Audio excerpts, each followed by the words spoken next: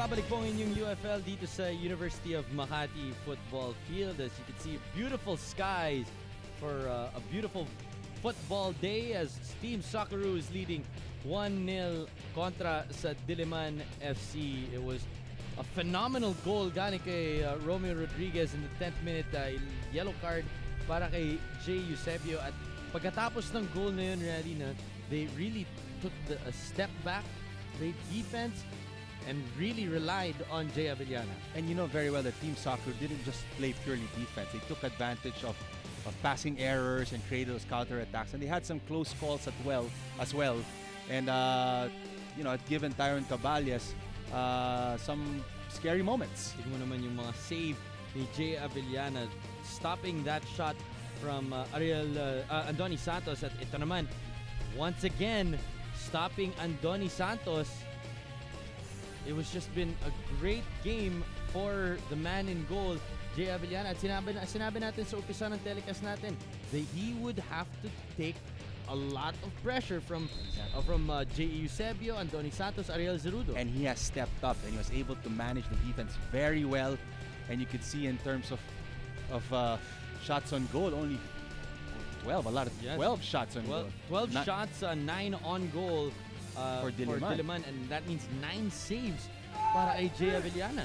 It's a feat for Jay Avellana right now, and he's having the game of his life. Oh, and only 2 shots on goal for Team Socceroo, but they only needed 2. They only needed 2, and 1 in the 10th minute. Care of Romeo Rodriguez. 6 na corner kicks ang na-award sa Diliman, and yet no goals to show for it at the end of the first 45 minutes. And you can really see within the last match and the first half of this one, parang nawala yung opensa ng Diliman. And this is what they need to fix and settle that issue coming to the second half. Right now it's crunch time. They can't afford to be down 1-0. Again, as what we mentioned in the pregame, they need to have this win and to continue that winning streak in order to give Pachanga a run for their money. If you really want to get that promotion and move into Division 1, wala na. You cannot make any more mistakes moving forward in the season as we go along. And we have our substitution right now as Jay Eusebio will sit down para sa Diliman at papasok ngayon si Ernest Apia. As you see, Diliman, I'm surprised they took out Jay Eusebio this early. He's been one of the players that's been creating that offense for Diliman. And him on that right wing at si Frimpong para sa on the left wing. Definitely. You thought that they were working well. They were starting to carve out opportunities para sa kanilang koponan, pero walang finishing. That's right. So we'll see now if Ernest Apia can help spark up the Diliman offense and equalize. Oh. Socceroo had a substitution a while ago. Pumasok si Jonas Reyes para kay Federico Alegre dahil sa kanyang injury. And we hope that Federico's doing okay. It looked like it was serious as now both teams are set. They're ready. Second half action should be starting in just a little bit. Rodriguez at si Hector Zaghi to open up play for Socceroo here in the second half. For Diliman, really, what is the biggest adjustment that they need to make? Right now, what they need to do, is to continue the offensive strike, but to be able to be more careful and accurate in creating those shots. Because we see that, nakita natin at the latter half of the first half na medyo yung opensa medyo umangat na. So you could see Team Socceroo playing a lot of defense, but they need to be able to take those last shots. Mistake early on para sa Socceroo, pero Andoni Santos almost able to take advantage of that. Wala pa rin. That last line of defense just came up once more para sa Socceroo. You could see players like Lorenzo Bonoan has been playing superb in the defense, hitting those aerials, heading those balls out. Behag rather. Hinahanap si Hideo. Hideo gets possession. Ball is tumbling around. Binigay kay Hector Zaghi. Zaghi. There's no support. Needs to cross that ball. Zaghi played left wing in the first half ngayon. Lumipat naman siya sa kanan.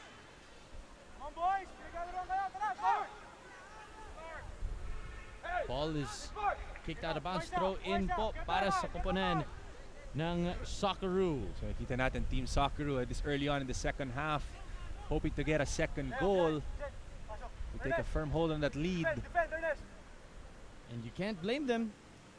You know, you would want an insurance goal at this point. Syempre, pagkalaban mo pa isang koponan na napaka-dangerous tulad ng Diliman, one more goal could spell a big difference in this match. That's right, you can't count these guys out, especially Diliman.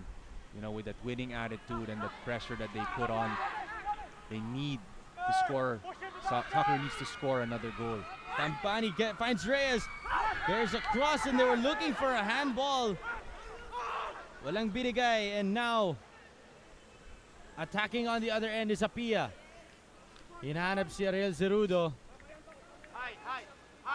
And Zerudo looks like he's been frustrated throughout this entire match. You see that the balls aren't coming to him as much as he wants it to be, and passing has to be more accurate for Diliman. Rodriguez ends up with Frimpong and Diliman. Andrew Santiago keeping the ball in play. No, it sails out of bounds. It will be a throw-in. Pero wait, looks like there's a delayed card. And there's a card shown to Tuam.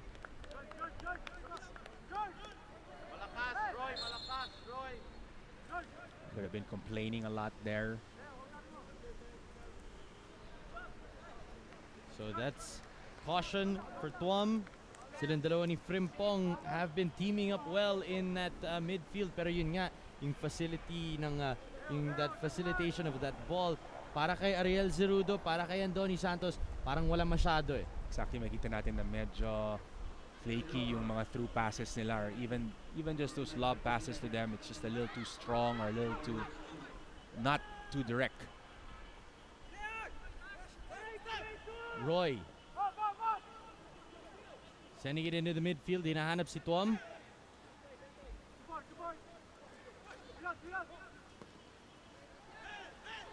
Still with Diliman. Malu, hinahabol yung bola.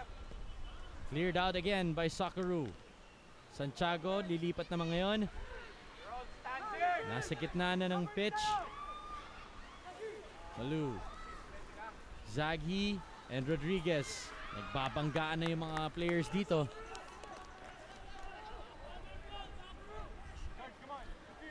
And the first 5 minutes have been pretty much in favor of Socceroo. So again, pretty much how it started in the first half. The aggressiveness of Team Socceroo, knowing that they're ahead 1 goal, they want to get that second goal. Diliman now putting on the pressure. Needs to work double time. 2 players on the pitch, isa para sa white shirts at isa para sa maroons. We have another player down. Tuam picks himself up. It looks like that might be, yes, that's Hector Zaghi. At sinasabi ng referee, tumayo ka na. Sabi ni Hector Zaghi, I no speak Tagalog. Stand up. You're delaying the game. 50 minutes have gone by in this match, and it's been Diliman dictating the pace pero not dictating the score. Oh, this could be dangerous. Stopped Great again. stop. Great stop. Rodriguez. And you have to hand it to Socceroo, yung kanilang depensa, no? Stopping when needed despite the halftime break. Tuloy pa rin yung pinapakita nila. Smart defending is what you call it. You know that they don't want to give too much. They don't want to push forward too much. Just make sure, because we know very well na yung mga Diliman players, very skillful yan eh. They'll try to out-dribble you, out-pass you. So that you need to be patient and just wait for the player to make a mistake. Malu. Finding his way into the midfield. Binigay kay Hector Zagi. Zagi wanting to No one get all there. of his attackers onside. Kaya niya hinintay lahat. Zaidan Tempani. Malu onside. Good. Pero wala siyang kasama. He has Roy. Oh, and he's tripped up from behind. Walang foul. You could see in the play there was no support from Socceroos.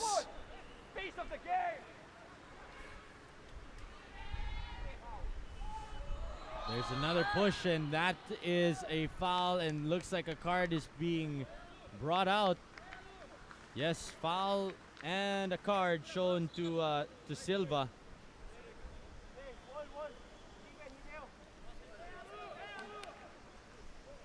Yellow for him. No, rather that is Beha given the yellow card.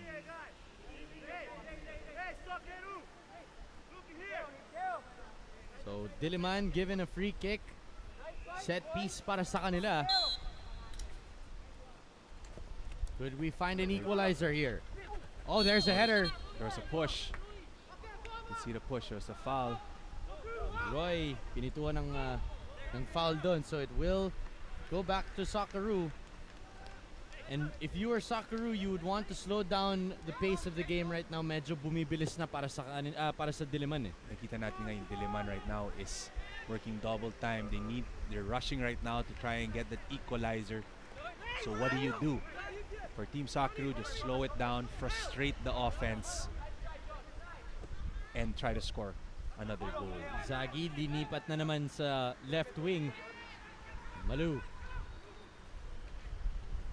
Rodriguez and Zagi magkadikit. Bad spacing on that possession para sa Socceroo. They still keep possession. There's that through ball. And Malu could not keep it in. Oh no, there it's finally touches that touchline, goes past it, and it will be a throw in for Diliman. Ganda na sana ng through ball galing kay Rodriguez.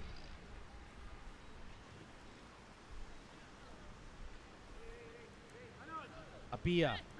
Tinigay kay Frimpong. Linipat na naman ngayon kay Tuom. Tuom. Saludo is lurking. Oh, and Jay Avellana finger saving that one 4 or 5 times. Dodged the bullet there, Jay Avellana, but great, what do you call it? Fingertip save. Fingertip na 4 or 5 times. Very good save. He did not quit on that situation. Hopefully we we can see both it again. felt it was going Yeah, in. that looked like that was a sure goal. And it came off of a clearance, I think. This was the possession, and it was a bad clearance. And Jay Avellana stopping it. Oh, no. Never gave up on that play. Great keeping from Jay Avellana again. Why is he not trending?